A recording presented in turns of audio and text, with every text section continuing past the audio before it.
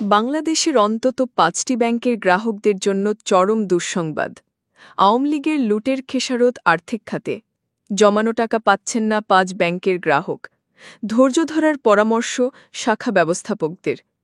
মার্জার বা ব্যাংক একীভূতকরণের আগে সব ধরনের সহায়তা বন্ধ করার ঘোষণা ব্যাংকগুলোর। কি আছে মূলত এসব ব্যাংকের গ্রাহকদের কপালে? এসব ব্যাংকের কর্মরত কর্মীদেরই বা কী হবে? এ সংক্রান্ত বিস্তারিত তথ্য জানাবো আজকের ভিডিওতে। প্রিয় ভিউয়ার্স, আসসালামু আলাইকুম। আজকের নতুন ভিডিওতে আপনাকে স্বাগত জানাচ্ছি। আপনি যদি আমার চ্যানেলে নতুন হয়ে থাকেন তাহলে এরকম নতুন ভিডিওর আপডেট পেতে চ্যানেলটি সাবস্ক্রাইব করে রাখুন। ভালো লাগলে লাইক কমেন্ট করুন। আর সম্পূর্ণ ধারণা পেতে পুরো ভিডিওটি না টেনে দেখুন। তাহলে শুরু করা যাক। জমানো টাকা পাচ্ছেন না ৫ ব্যাংকের গ্রাহকগণ, এই শিরোনামে একটি সংবাদ প্রতিবেদন প্রকাশ করে দৈনিক যুগান্তর পত্রিকা।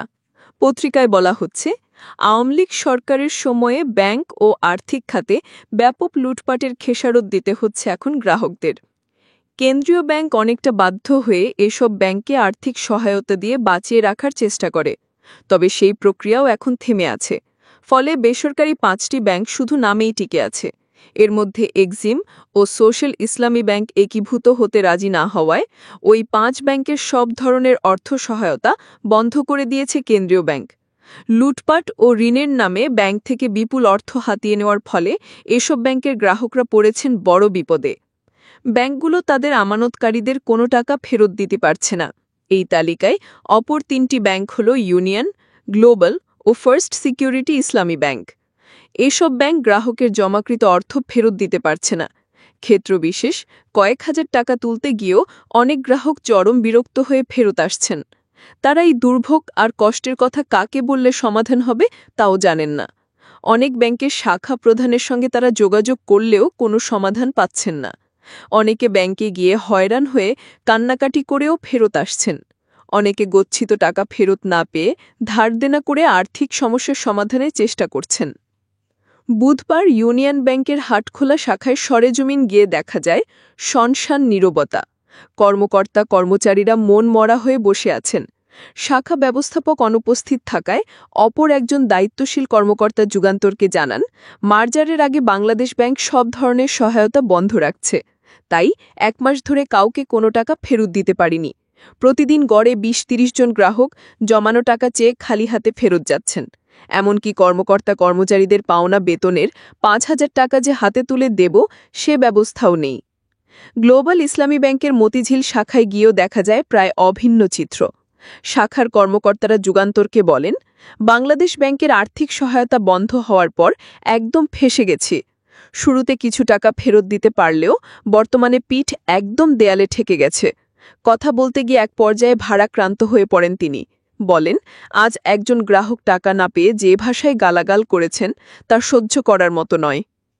দুর্বল ব্যাংক সংস্কার ও তারল্য সহায়তার পরও গ্রাহকের জমা অর্থ ফেরত দিতে না পারায় দীর্ঘদিন থেকে অপেক্ষায় থাকা গ্রাহকরা হতাশায় ভুগছেন।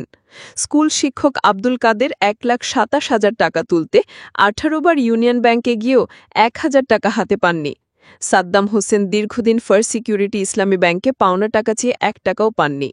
তিনি এখন হতাশ। এই চিত্র শুধু সাদ্দাম বা কাদেরের নয়, এটি এখন লাখ লাখ গ্রাহকের। ব্যাংকগুলোর উপর তাদের আস্থায় চির ধরেছে। এই চিত্র শুধু ঢাকার নয়, সারা দেশের। গ্রাহকরা বলছেন দিনের পর দিন লাইনে দাঁড়িয়ে থাকার পরও টাকা পাচ্ছেন না, বরং প্রতিনিয়ত তাদের ফিরিয়ে দেওয়া হচ্ছে নানা অজুহাতে। এই সংকট এখন আর শুধু আর্থিক নয়, এটি মানবিক বিপর্যয়ের রূপ নিয়েছে। চিকিৎসা, সন্তানের স্কুলের বেতন কিংবা ব্যবসার জরুরি প্রয়োজনেও টাকা না পেয়ে গ্রাহকদের মধ্যে ক্ষোভ বাড়ছে। অনেক শাখায় গ্রাহক ও ব্যাংক কর্মকর্তাদের মধ্যে বাগবিতণ্ডা ও হাতাহাতির মতো অপ্রীতিকর ঘটনাও ঘটছে। ২০২৪ সালের ৫ই আগস্ট শেখ হাসিনা সরকারের পতনের পর অন্তর্বর্তী সরকার দায়িত্ব নেয় ৮ই আগস্ট। এরপরই আর্থিক খাতকে স্থিতিশীল করতে নানা পদক্ষেপ নেয় কেন্দ্রীয় ব্যাংক।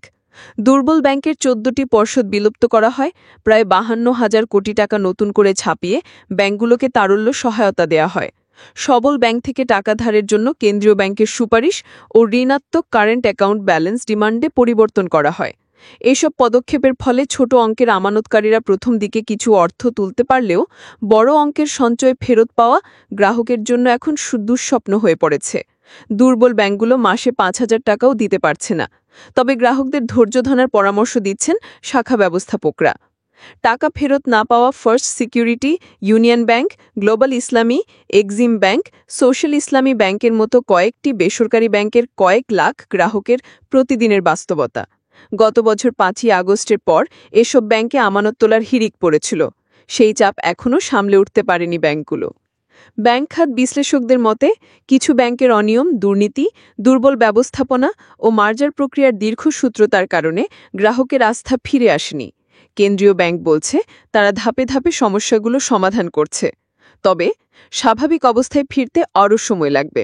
গ্লোবাল ইসলামী ব্যাংকের চেয়ারম্যান মোহাম্মদ নুরুল আমিন যুগান্তরকে জানান, গত জুলাই ও চলতি আগস্টে বাংলাদেশ ব্যাংক থেকে কোনো সহায়তা পাননি, তাই সংকট বেশি দেখা যাচ্ছে। মার্জার প্রক্রিয়া শুরু হয় সংকট কিছুটা কমবে বলে তার আশা। এদিকে অনিয়ম ও দুর্নীতির কারণে দুর্বল হয়ে পড়া একাধিক বেসরকারি ব্যাংককে একীভূত করার উদ্যোগে কঠোর হচ্ছে বাংলাদেশ ব্যাংক। কেন্দ্রীয় ব্যাংক স্পষ্টভাবে জানিয়ে দিয়েছে, মুখের কথায় বা অযৌক্তিক আবদারে মার্জার ঠেকানো যাবে না। ক্যামেলস রেটিং, খেলাপি আদায়, এডিআর, ধার পরিশোধ সহ যারা ব্যাংকের বিভিন্ন আর্থিক সূচকে দৃশ্যমান উন্নতি ঘটাতে পারবেন না, তাদের বাধ্যতামূলকভাবে একীভূত করা হবে। ধার করে টিকে থাকা এবং আগের ধারও পরিশোধে ব্যর্থ ব্যাংকগুলোকে আর কোনো তারল্য সহায়তা দেয়া হবে না। এই ৫ ব্যাংক নয়, আরও ১২ জনেক ব্যাংকের অবস্থা খুবই নাজুক। পদ্মা ব্যাংকসহ রাজনৈতিক পরিবেচনায় অনুমোদন পাওয়া ও অসুস্থ রাজনীতির শিকার একাধিক ব্যাংকের লাখ লাখ গ্রাহক এখন প্রায় নিঃস্ব। বাংলাদেশ ব্যাংকের তথ্য অনুযায়ী মার্জ হতে যাওয়া ৫ ব্যাংকের মোট আমানত ১,৪৭,৩৬৮ কোটি টাকা এবং বিতরিত ঋণ ১,৯০,৪৮৪ কোটি টাকা, যার মধ্যে ১,৪৬,৯১৮ কোটি টাকা খেলাপি, যা বিতরিত ঋণের ৭৭%। মূলধনে ঘাটতি ৪৫,২৩০ কোটি টাকা, গ্রাহক সংখ্যা ৯২ লাখ ও কর্মকর্তা-কর্মচারী ১৫,০০০-এর বেশি। সম্প্রতি অর্থ উপদেষ্টা ড. সালেউদ্দিন আহমেদের বক্তব্য এই সংকটকে আরও স্পষ্ট করে তোলে। তিনি বলেছেন, ব্যাংক খাতের ৮০% অর্থ নিয়ে যাওয়া হয়েছে, যা পুনর্গঠনের জন্য $৩৫ বিলিয়ন লাগবে বলে জানিয়েছে IMF। এই পরিস্থিতিতে ব্যাংকে জমা রাখা টাকা নিয়ে দুশ্চিন্তার কিছু নেই। বাংলাদেশ ব্যাংকের এই বার্তা গ্রাহকদের কাছে রীতিমতো হাস্যরস ছাড়া আর কিছুই নয়।